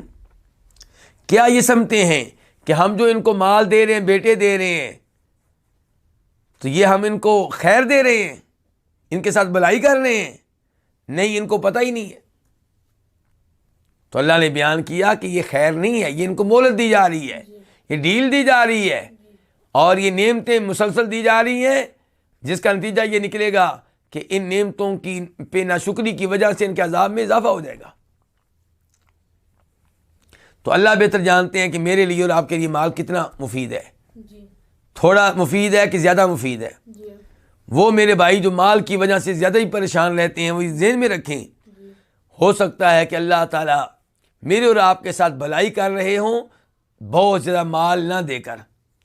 اللہ کے علم میں یہ بات ہو کہ اس بندے کو زیادہ مال دیا جائے تو یہ مسجد کو بھول جائے گا، یہ عبادت کو بھول جائے گا، رب کو بھول جائے گا، خالق کو بھول جائے گا۔ تو اللہ تعالیٰ مجھے اور آپ کو اتنا مال دے رہے ہوں جس کے ساتھ نمازیں پڑھ سکیں، اللہ کو یاد کر سکیں، اللہ سے دعائیں کر سکیں۔ تو آپ کہہ رہے ہیں کہ اللہ کی قسم میں ایک آدمی کو مال دیتا ہوں اور دوسرے کو میں کیا کہتا ہوں؟ نہیں دیتا، اس کو ترک کر دیتا ہوں، حالانکہ وہ شخص جس کو میں ترک کر دیتا ہوں مجھے اس کے مقابلے میں زیادہ محبوب ہوتا ہے جس کو میں دے رہا ہوتا ہوں۔ وَلَٰكِنْ أُعْطِي أَقْوَامًا لِمَا أَرَىٰ فِي قُلُوبِهِم مِّنَ الْجَزَعِ وَالْهَلَعِ۔ پھر سوال پیدا ہوا اللہ کے رسول، پھر معیار کیا ہے آپ کا؟ فرمایا لیکن میں کئی لوگوں کو مال دیتا ہوں اس بے صبری کی وجہ سے جو میں ان کے دل میں دیکھتا ہوں۔ مجھے پتا ہوتا ہے کہ یہ آدمی کیا ہے، بے صبرہ ہے، اس میں صبر نہیں ہے، اس کو مال نہ ملا تو کہیں ایسا نہ ہو کہ یہ مرتد ہو جائے، اسلام سے خارج ہو جائے، اعتراض کر بیٹھے میرے اوپر، اپنے رب کے اوپر، اور مرتد ہو جائے، عذاب کا حقدار بن جائے، جہنم کا حقدار بن جائے۔ تو ایسے لوگوں کو نبی علیہ الصلوۃ والسلام مال دیتے تھے تاکہ وہ کفر سے بچ جائیں، تاکہ دین پہ پختہ رہیں، تاکہ جہنم کی آگ سے بچ جائیں، تاکہ وہ بھی جنت میں جانے والے بن جائیں۔ اللہ تعالیٰ فرماتے ہیں قرآن حکیم میں سورہ حج میں، وَمِنَ النَّاسِ مَن يَعْبُدُ اللَّهَ عَلَىٰ حَرْفٍ فَإِنْ أَصَابَهُ خَيْرٌ اطْمَأَنَّ بِهِ وَإِنْ أَصَابَتْهُ فِتْنَةٌ انقلب عَلَىٰ وَجْهِهِ خَسِرَ الدُّنْيَا وَالْآخِرَةَ ذَلِكَ هُوَ الْخُسْرَانُ الْمُبِينُ۔ تو آپ فرما رہے ہیں لیکن میں کئی لوگوں کو دیتا ہوں اس بے صبری کے پیش نظر جو میں ان کے دلوں میں پاتا ہوں۔ تو کیا آپ دلوں کے حالات کو جانتے تھے؟ میں اور آپ جب ایک ساتھ رہتے ہیں تو ہم ایک دوسرے کو جان جاتے ہیں کہ ہم میں سے کون ہے جو مال کا حریص ہے، کس میں مال کی حرص کم ہے۔ تو یہ ہمیں ایک دوسرے کی ظاہری حالات کو دیکھ کے پتہ چل جاتا ہے۔ اور پھر فرمایا، آپ نے بات جاری رکھی، آپ فرماتے ہیں تو جزا کس کو کہتے ہیں؟ بے صبری کو، حالا آخری درجے کی بے صبری۔ تو فرمایا وَأَكِلُوا أَقْوَامًا إِلَىٰ مَا جَعَلَ اللَّهُ فِي قُلُوبِهِم مِّنَ الْغِنَىٰ وَالْخَيْرِ، اور کچھ لوگوں کو میں اس استغنا اور خیر کے سپرد کر دیتا ہوں جو اللہ نے ان کے دل میں رکھا ہوتا ہے۔ ان کئی لوگ ایسے ہیں جن کے بارے میں جانتا ہوں کہ ان کے دل میں کیا استغنا، کیا ہے؟ بے نیازی، مال سے کیا ہے؟ بے نیاز، بے پرواہ، مال کا لالچ نہیں ہے۔ اللہ نے ان کے دل میں بڑی خیر رکھی ہے، تو ان کو میں مال نہیں دیتا اور ان کو میں اللہ کے سپرد کر دیتا ہوں، ان کو میں اس استغنا کے سپرد کر دیتا ہوں جو اللہ نے ان کے دل میں رکھا ہوا ہے۔ میں کہتا ہوں یعنی کہ یہ تو مستغنی قسم کے لوگ ہیں، مال کے حریص نہیں ہیں، ان کو نہ بھی دیا تو کوئی مسئلہ نہیں ہوگا، کوئی مسئلہ نہیں ہوگا۔ فرمایا فیہم عمرو بن تغلب، ان میں عمر بن تغلب بھی شامل ہیں۔ کون؟ عمر بن تغلب جو ہیں، اور اس حدیث کے راوی عمر بن تغلب ہیں۔ حدیث جو بھی ہم پڑھ رہے ہیں صحابی کون ہیں؟ عمر بن تغلب۔ ہاں، تو اللہ کے رسول نے فرمایا کہ وہ لوگ جن کو میں مال نہیں دیتا اس وجہ سے کہ ان کے دلوں میں خیر ہے، استغنا ہے، مال کے بھوکے نہیں ہیں، مال کی لالچ حد سے زیادہ نہیں ہے، تو ان کو میں مال نہیں دیتا۔ ان میں ایک عمر بن تغلب بھی ہیں۔ اب عمر بن تغلب کا تبصرہ سنیے، وہ کیا کہتے ہیں؟ کہتے ہیں فواللہ ما احب ان لی بکلمات رسول اللہ صلی اللہ علیہ وسلم حمر النعم، اللہ کی قسم میں یہ پسند نہیں کرتا کہ نبی علیہ الصلوۃ والسلام کے یہ الفاظ جو آپ نے میرے حق میں کہے، ان کے بدلے میں مجھے سرخ اونٹ مل جائیں۔ یعنی کہ یہ الفاظ میرے لیے اعزاز ہیں، نبی علیہ الصلوۃ والسلام نے میری تعریف کی ہے، اور مجھے یہ الفاظ عزیز ہیں دنیا کے مال کے مقابلے میں۔ دنیا کے مال کو کوئی اہمیت نہیں دیتا، اتنا بڑا اعزاز اللہ کے رسول نے مجھے دیا ہے، اتنی بڑی آپ نے میری صفائی دی ہے۔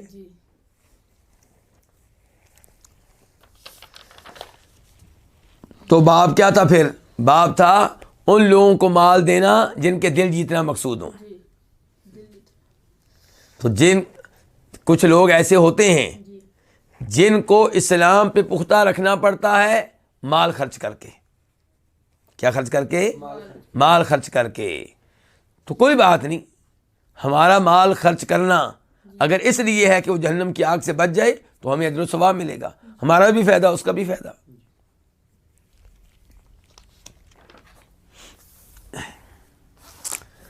اب ہے حدیث باب نمبر 6، باب سلب القتیل للقاتل، مقتول کا سامان کس کے لیے ہوگا؟ قاتل کے لیے۔ اس کا کیا مطلب ہے؟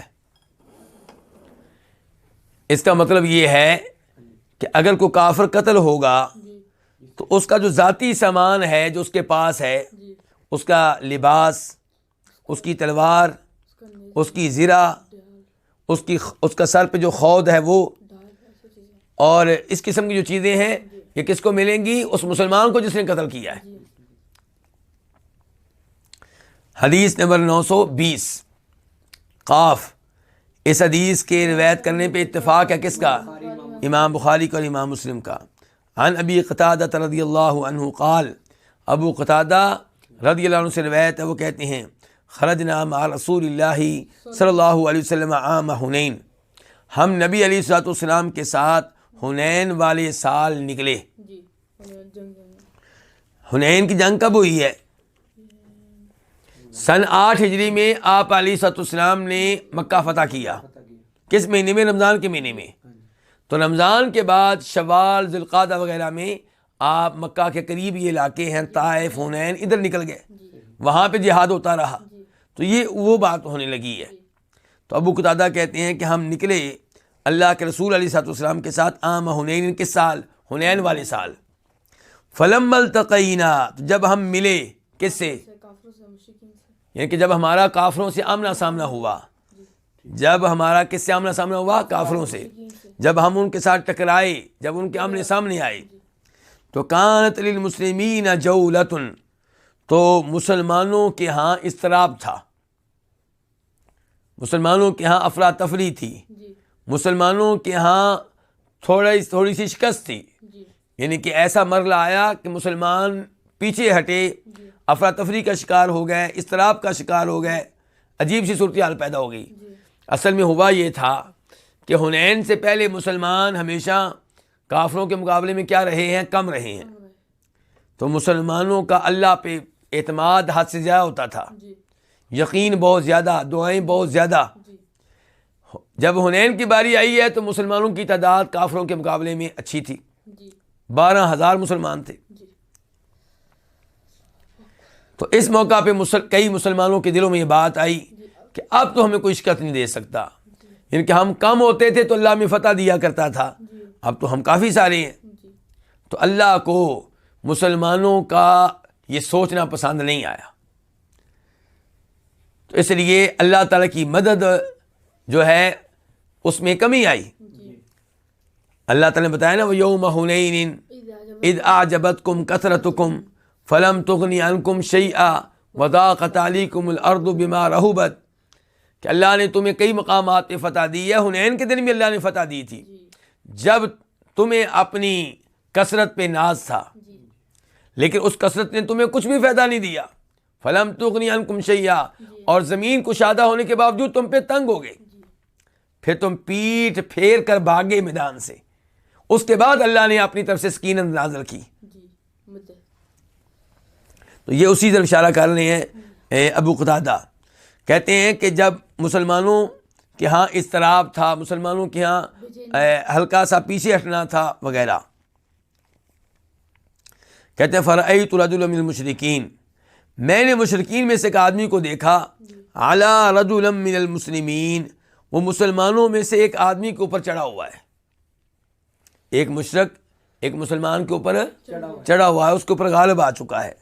کہتے ہیں فاستدرت حتی اتیتہ من ورائہ، تو میں گھوما یہاں تک کہ میں اس آدمی کے پاس اس کی پچھلی جانب سے آیا.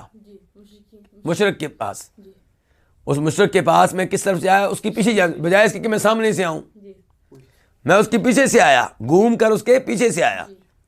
حتی ضربتہ بالسیف علی حبل عاتقہ، یہاں تک کہ میں نے اس پہ تلوار کی ضرب لگائی اس کی گردن کے پٹھے پہ، اس کی گردن کے پٹھے پہ میں نے تلوار کی ضرب لگائی. فاقبل علی، تو وہ میری جانب متوجہ ہوا. ان کے پہلے تو اس مسلمان کے اوپر چڑھا ہوا تھا، اسے قتل کرنا چاہ رہا تھا. جب میں نے اس کو پیچھے ضرب لگائی، اب اس نے اس مسلمان کی جان چھوڑ دی، میری طرف آیا، حالانکہ زخم لگ چکا ہے. فاقبل الیہ، تو میری طرف متوجہ ہوا، میری طرف آیا. فضمنی ضمۃ وجدت منها ریح الموت، اس نے مجھے اتنے زور سے دبایا کہ اس دبانے سے مجھے موت کی بو محسوس ہوئی. ایسے لگا کہ جیسے میں مرنے لگا ہوں، کیونکہ وہ بھی مر رہا تھا نا، تو جو مرتے ہوئے اس نے اپنا پورا زور لگا دیا. فضمنی ضمۃ، اس نے مجھے ایسا دبایا کہ وجدت منها ریح الموت، کہ میں نے اس سے موت کی بو پائی. ثم ادرکہ الموت، پھر اس کو موت نے پا لیا. فارسلنی، تو اس نے میری جان چھوڑ دی. یعنی کہ موت آ گئی، وہ گر پڑا، ورنہ وہ قریب تھا کہ مجھے لے جاتا. فلحقت عمر بن الخطاب فقلت ما بال الناس، میں عمر بن خطاب سے ملا تو میں نے کہا لوگوں کا کیا حال ہے، کیا بن رہا ہے؟ قال امر اللہ، ادو مفروق کہنے لگے یہ اللہ کا حکم ہے، جو کچھ ہمارے ساتھ ہوا ہے یہ کیا ہے؟ اللہ کا حکم ہے. ثم ان الناس رجعوا، پھر بے شک لوگ واپس آئے، یعنی کہ لڑائی ختم ہوئی، رات کو واپس آئے جہاں پہ یعنی کہ مرکز تھا، مسلمانوں کا پڑاؤ تھا. وجلس النبی صلی اللہ علیہ وسلم، اور نبی علیہ السلام بیٹھ گئے.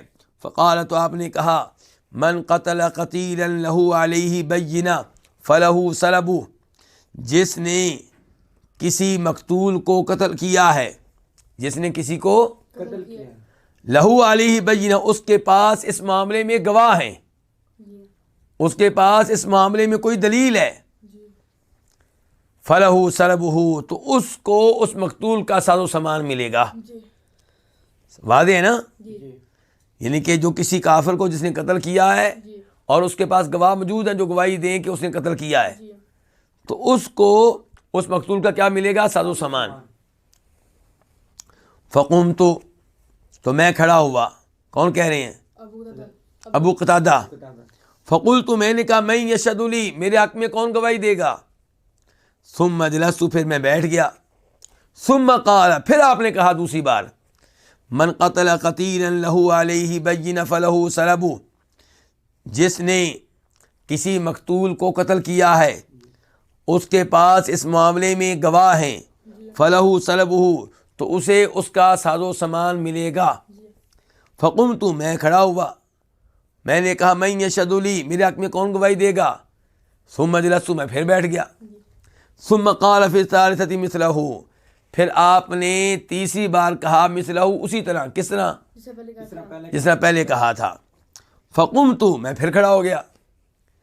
فقال رسول اللہ صلی اللہ علیہ وسلم، تو فرمایا رسول اللہ صلی اللہ علیہ وسلم نے، ما لک یا ابا قتادہ، تمہیں کیا ابو قتادہ، کیا بات ہے، کیوں یہ اعلان کر رہے ہو، کیوں کھڑے ہو رہے ہو، کیا مسئلہ تمہارا؟ فاقتصصت علیہ القصہ، تو میں نے پورا معاملہ آپ کے سامنے رکھا، میں نے پوری بات آپ کے سامنے بیان کر دی. فقال رجل، تو ایک آدمی نے کہا صدق یا رسول اللہ، اے اللہ کے رسول یہ سچ کہہ رہا ہے. کون؟ ابو قتادہ. اس نے واقعی کہ مشرک کو قتل کیا، یہ سچ کہہ رہا ہے. وصلبہ عندی، اور اس کے مقتول کا ساز و سامان کس کے پاس ہے؟ میرے پاس ہے. فَأَرْضِهِ عَنِّي، آپ ان کو میری طرف سے راضی کر دیں. کن کو؟ ابو قتادہ کو آپ کچھ دے دیں، راضی کر دیں، میرے اوپر ناراض نہ رہے، سامان میں نے رکھ لیا اپنے پاس. فقال ابو بکر الصدیق، تو کہا ابو بکر صدیق رضی اللہ تعالی عنہ نے، لا اللہ، نہیں اللہ کی قسم، لا اللہ، نہیں اللہ کی قسم، اذن لا یعمد الی اسد من اسد اللہ، نبی علیہ الصلوۃ والسلام اللہ کے شیروں میں سے ایک شیر کا قصد نہیں کریں گے، یقاتل عن اللہ ورسولہ، جو اللہ کے رسول کے دفاع میں لڑتا رہا، یعطیک سلبہ، تجھے اس کا ساز و سامان دے دیں. ایسا نہیں ہوگا. وہ بکر صدیق نے اس آدمی کو کہا جس نے کہا تھا کہ اللہ کے رسول یہ صحیح کہہ رہا ہے لیکن وہ مال میرے پاس ہے، آپ اس کو دے دیں، یہ مال ان کے میرے پاس رہے گا. وہ بکر صدیق نے کہا یہ ممکن نہیں ہے کہ اللہ کے رسول اللہ کے شیروں میں سے ایک ایسے شیر جس نے اللہ کے رسول کا دفاع کیا ہے اس کا مال تمہیں دے دیں، ایسا نہیں ہوگا. اللہ کے رسول نہیں قصد کریں گے اللہ کے شیروں میں سے اس شیر کا جو اللہ کے رسول کی طرف سے لڑتا رہا، یعطیک سلبہ، کہ آپ تجھے دے دیں اس کے حصے کا سلب، اس کے حصے کا ساز و سامان. فقال النبی صلی اللہ علیہ وسلم، تو فرمایا نبی علیہ السلام نے، صدقہ، انہوں نے سچ کہا ہے. کنہوں نے؟ حضرت ابو بکر نے. فآتاہ، تو آپ نے اس کو دے دیا. کس کو؟ ابو قتادہ کو. اس آدمی نے کیا کیا؟ مال دے دیا. فآتاہ، اس آدمی نے آتاہ ابو قتادہ کو وہ سلب مال دے دیا. کس کا مال؟ مقتول کا مال. کہتے ہیں فبیعت الدرع، اس سامان میں ایک زرہ بھی تھی. فبیعت الدرع، تو میں نے وہ زرہ بیچ ڈالی. فابتعت به مخلفا فی بنی سلمہ، تو میں نے اس کے عوض میں بنو سلمہ میں ایک باغ خرید لیا. کیا خرید لیا؟ ایک باغ خرید لیا. فإنه لأول مال تأثرت فی الاسلام، بے شک یہ پہلا مال ہے جس کا میں اسلام میں مالک بناؤں.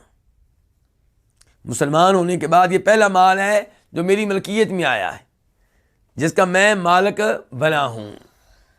تو اس سے کیا پتہ چلا اس حدیث سے کہ جب کوئی مسلمان دوران جنگ کسی کافر کو قتل کرے گا تو وہ کافر جس کو قتل کیا گیا ہے اس کا ساز و سامان مسلمان قاتل کے لیے ہوگا، مسلمان قاتل کے لیے ہوگا.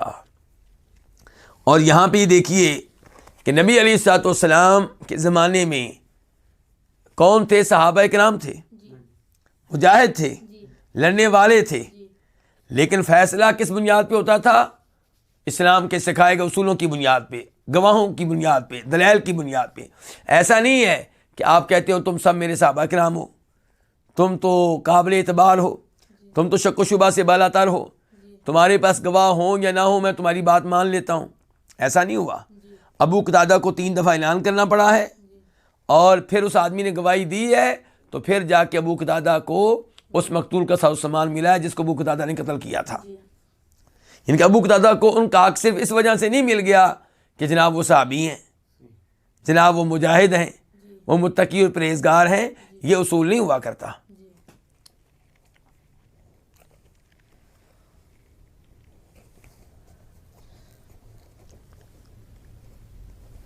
اور یہ بھی آپ کو پتہ چل گیا کہ یہ واقعہ کس سال کا ہے؟ حنین کے سال کا.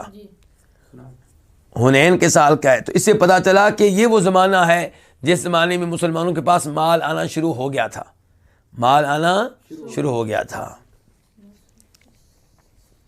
اور یہاں پہ بھی دیکھیے کہ جناب ابو بکر صدیق رضی اللہ عنہ نے ابو قتادہ کا دفاع کیا ہے. ان کا کیا کیا ہے؟ دفاع کیا ہے کہ یہ نہیں ہوگا کہ ان کا حق تم کھا جاؤ اور محنت انہوں نے کی ہے، قتل انہوں نے کیا، مال تم لے جاؤ. ایسا نہیں ہوگا.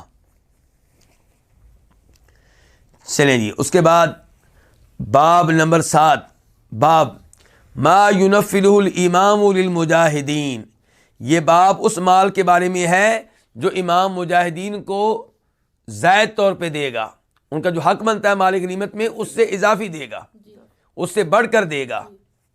ما ینفل الامام، نفل کس کو کہتے ہیں؟ زائد نماز کو، اضافی نماز کو جو آپ اپنی خوشی سے پڑھتے ہیں، تو اسی سے یہ لفظ ہے ما ینفل الامام، کہ باب ہے اس مال کے بارے میں جو امام سے مراد کیا ہونا ہے؟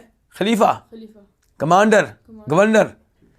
باب ہے اس مال کے بارے میں جو امام مجاہدین کو اضافی طور پہ دے گا۔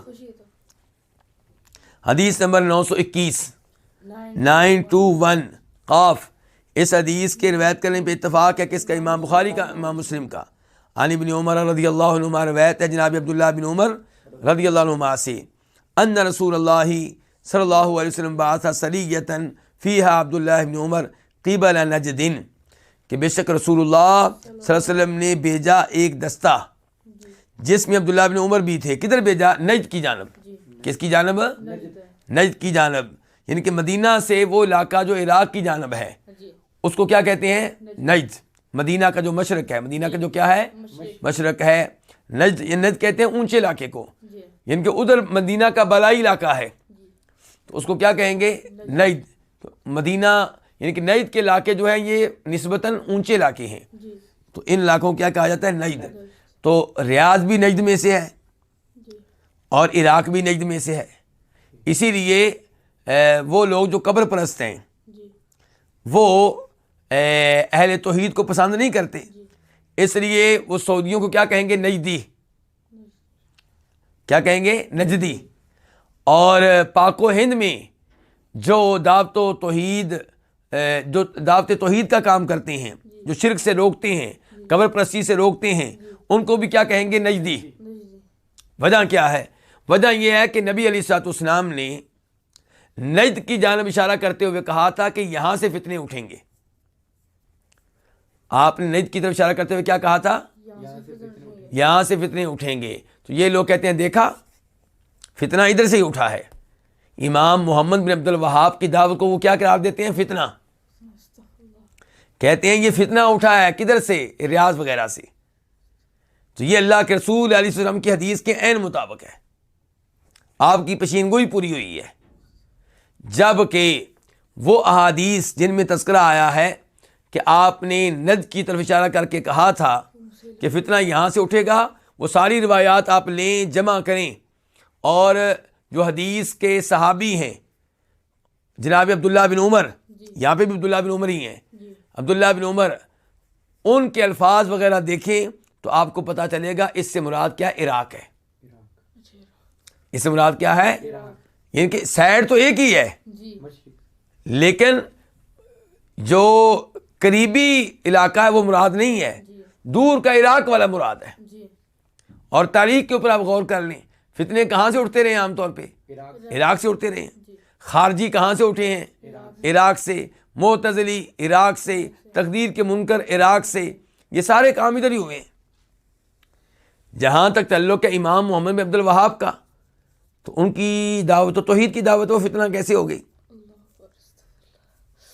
ورنہ تو پھر انبیاء کرام علیہم السلام کو بھی ان کے مخالفین نے کیا کہا تھا؟ فسادی کہا تھا کہ اس نے ہم کو تقسیم کر دیا ہے، اس کی وجہ سے ہم بکھر گئے ہیں، بڑے پیاروں محبت سے رہ رہے تھے۔ تو بہرحال یہ ان کے درست نہیں ہے۔ تو اللہ کے رسول علیہ السلام نے ایک دستہ بھیجا جس میں عبداللہ بن عمر بھی تھے، کدھر بھیجا؟ نجد کی جانب۔ فغانموا ابلا کثیرۃ، تو ان لوگوں نے بہت سے اونٹ بطور غنیمت حاصل کیے۔ فکانت سہامہم 12 بعیرا او 11 بعیرا، تو ان کا جو حصہ تھا وہ 12 اونٹ تھے یا 11۔ ہر سپاہی کو، ہر مجاہد کو 12 اونٹ ملے یا 11 ملے۔ وَنُفِّلُوا بَعِيرًا بَعِيرًا، اور ایک اونٹ انہیں زائد دیا گیا، ایک اونٹ انہیں اضافی دیا گیا، ایک اونٹ انہیں بطور انعام دیا گیا۔ یعنی کہ 11 یا 12 اونٹ تو ان کا حصہ بنتا تھا، تو پھر ایک اونٹ ان کو اضافی طور پہ دیا گیا۔ تو پتہ چلا کہ امام، کمانڈر، گورنر جو ہے وہ لڑنے والوں کو اضافی انعام دے سکتا ہے۔ اس کے بعد باب نمبر 8، باب حکم الفے۔ باب کس کے بارے میں ہے؟ فے کا حکم کیا ہے؟ فے کس کو کہتے ہیں؟ جہاد کے بغیر ہی مل گئی. ایک ہوتا ہے مال غنیمت، ایک ہے مال فے. مال غنیمت، مال فے اس مال کو کہتے ہیں جو لڑے بغیر مسلمانوں کو مل جائے. یعنی کہ مسلمان کسی قوم پہ حملہ کرنا چاہ رہے تھے یا حملہ کرنے پہنچ گئے تھے، لڑائی سے پہلے انہوں نے صلح کر لی اور کہا جی اتنا مال ہم آپ کو دیتے ہیں، اتنا مال ہم آپ کو دیتے ہیں. تو یہ کیا ہوگا؟ یہ مال فے ہوگا. اور مال غنیمت کا اطلاق اور استعمال عام طور پہ اس مال پہ ہوتا ہے جو لڑائی کے نتیجے میں ملتا ہے. لڑے بغیر ملے تو مال فے، اور جہاد کر کے اور لڑائی کر کے ملے تو مال غنیمت. لیکن کبھی کبھی ان دونوں کا استعمال اس کے برعکس بھی ہو جاتا ہے، لیکن عام طور پہ ایسے ہی ہے. یہاں پہ کیا ہے؟ باب حکم الفے، مال فے کا حکم کیا ہے؟ یعنی کہ وہ مال جو لڑائی کے بغیر مل جائے. حدیث نمبر 922 قاف. اس حدیث کے بیان کرنے پہ اتفاق ہے کس کا؟ امام بخاری کے، امام مسلم کا. عن مالک بن اوس، روایت ہے جناب مالک بن اوس بن حدثان سے، وہ روایت کرتے ہیں عن عمر رضی اللہ عنہ، جناب عمر سے. قال، وہ کہتے ہیں کانت اموال بنی النضیر مما افاء اللہ علی رسولہ مما لم یوجف المسلمون علیہ بخیل ولا رکاب، کہ بنو نذیر کے اموال، بنو نذیر یہودیوں کا قبیلہ مدینہ کے قریب آباد تھا، مسلمانوں کے خلاف سازشوں میں مصروف رہا، اس لیے نبی علیہ الصلوۃ والسلام نے ان کے حملہ کیا. اور پھر جو ہوا وہ یہ کہ لڑے بغیر ان کے ساتھ صلح ہو گئی اور مسلمانوں کے پاس بہت سا مال آیا. اس کو مال کو کیا کہیں گے؟ مال فے. تو کہتے ہیں جناب عمر کہ بنو نذیر کے اموال مما، ان اموال میں سے تھے جو اللہ نے اپنے رسول کو بطور فے دیے، بطور فے دیے. مما لم یوجف المسلمون علیہ بخیل ولا رکاب، اس مال کے لیے مسلمانوں نے نہ گھوڑے دوڑائے اور نہ اونٹ دوڑائے، لڑنا نہیں پڑا. فکانت لرسول اللہ صلی اللہ علیہ وسلم خاصتاً، تو یہ اموال نبی علیہ الصلوۃ والسلام کے لیے تھے خصوصی طور پہ. اس میں دوسرے لوگوں کا حق نہیں تھا کیونکہ انہوں نے تو لڑائی نہیں کی. وکان ينفق علی اہلہ نفقۃ سنتہ، آپ علیہ الصلوۃ والسلام اپنے گھر والوں پہ اپنے سال کا خرچہ خرچ کرتے تھے.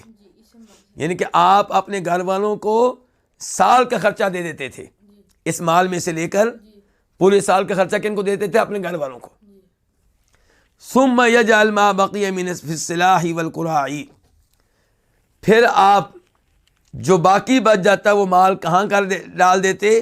اسلحہ خریدنے میں، والقرائی، اور جنگی سواریوں میں، جہادی سواریوں میں، گھوڑے جہاد کے لیے، اونٹنیاں جہاد کے لیے. عدتاً فی سبیل اللہ، اللہ کی راہ میں تیاری کرتے ہوئے، جہاد کی تیاری کرتے ہوئے. تو نبی علیہ السلام بنو نذیر کا مال آتا تو اس کی آمدن میں سے آپ اپنے گھر والوں کو ایک سال کا خرچہ دے دیا کرتے تھے. وہ الگ بات ہے کہ آپ کی بیویاں آپ ہی کی طرح اللہ کی راہ میں خرچ کر لیتی اور پھر ان کے پاس مال بچتا نہیں تھا، لیکن آپ ان کو پورے سال کا خرچہ دیتے تھے. آپ اپنی ذمہ داری پوری کرتے تھے اور پھر مال فے تو زیادہ ہوتا تھا، اپنے گھر والوں کو دیا پھر بھی بچ گیا، تو جو مال بچ جاتا تھا وہ کہاں استعمال کرتے تھے؟ اسلحہ خریدنے میں اور جنگی سواریاں خریدنے میں، جہاد کی تیاری کرتے ہوئے. اس سے پتہ چلا کہ مسلمان حکمرانوں کو چاہیے کہ وہ توجہ دیں، جو ان کے پاس مال ہے اس مال کو وہ استعمال کریں مسلمانوں کے لیے جدید اسلحہ خریدنے میں، اور سواریاں آج کی کیا ہیں، ٹینک وغیرہ اس قسم کی چیزیں خریدنے میں.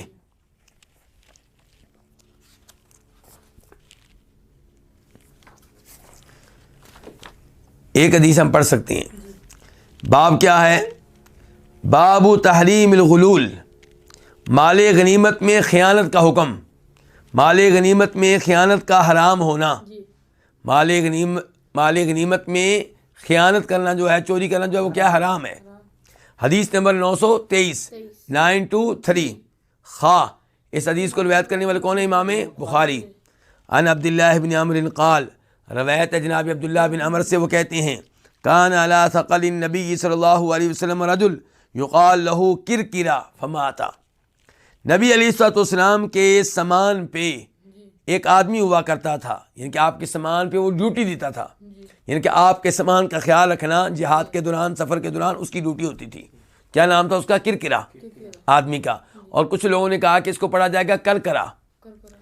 تو نبی علیہ الصلوۃ والسلام کے سامان پہ ایک آدمی ہوا کرتا تھا، یقال له کرکرا، اس کو کیا کہا جاتا تھا؟ کرکرا۔ فمات، وہ کیا ہو گیا؟ فوت ہو گیا۔ تو فرمایا نبی علیہ الصلوۃ والسلام نے ہوا فی النار، وہ آدمی کہاں گیا؟ جہنم میں۔ فذهبوا ينظرون الیہ، تو وہ اس کو دیکھنے لگے، کیا مطلب؟ اس کو اور اس کے سامان کو دیکھنے لگے، اس کا جائزہ لینے لگے۔ فوجدوا عباءۃ قد غلها، تو ان کو ایک کوٹ مل گیا جس کو اس نے بطور خیانت حاصل کیا تھا، مال غنیمت سے بطور چوری حاصل کیا تھا، سمجھا رہی ہے؟ تو اس وجہ سے اس کو کہاں بھیجا گیا؟ جہنم میں بھیجا گیا۔ اس سے پتہ چلا کہ مسلمانوں کا جو اجتماعی مال ہے، اور آج بھی درس سننے والے احباب ذہن میں رکھیں، باقی لوگوں کو بھی بتائیں، مسلمان ممالک میں جو سرکاری مال ہوتا ہے یہ آپ کے پاس امانت ہے، سرکاری گاڑیاں اور دیگر چیزیں، ان کو توڑنا، ان کو نقصان پہنچانا اور اس قسم کے فوائد حاصل کرنا، اس سے بچنا چاہیے۔ یہ مال آپ کے پاس امانت ہے۔ بلکہ وہ لوگ جو کافر ممالک میں کام کرتے ہیں یا کافر لوگوں کے پاس کام کرتے ہیں، وہ بھی ذہن میں رکھیں، آپ جس فیکٹری میں، جس کمپنی میں کام کرتے ہیں، اس کمپنی نے جو آپ کو جو چیزیں دی ہیں استعمال کرنے کے لیے، وہ آپ کے پاس کیا امانت ہیں؟ کافر ہیں، اس کا مطلب یہ نہیں ہے کہ آپ امانت میں خیانت کریں۔ اللہ کے رسول صلی اللہ علیہ وسلم نے فرمایا تھا لا تخن من خانک، جو آپ سے خیانت کرے آپ اسے خیانت نہ کریں۔ تو اس لیے اس امانت میں خیانت نہیں کرنی چاہیے، اور خصوصاً جو مسلمانوں کا اجتماعی مال ہے وہ سب کا ہے، آپ کا اس میں سے چوری کرنا، خیانت کرنا یہ درست نہیں ہے۔ تو یہاں پہ رکتے ہیں، اگرچہ ایک حدیث رہ گئی ہے، تو انشاءاللہ یہاں سے آئندہ درس میں آغاز کریں گے۔ اللہ رب العزت سے دعا ہے کہ اللہ تعالیٰ آپ لوگوں کا یہ درس سننا، ان احادیث کو سمجھنے کی کوشش کرنا قبول فرمائے، آپ لوگوں کی زندگی میں، آپ لوگوں کے رزق میں، آپ لوگوں کی اولاد میں اللہ تعالیٰ برکتیں ڈالے، جو ہم میں سے بیمار ہیں ان کو اللہ شفا دے، جو فوت ہو چکے ہیں ان تمام مسلمانوں کے اللہ مغفرت فرمائے۔ وآخر دعوانا الحمدللہ رب العالمین۔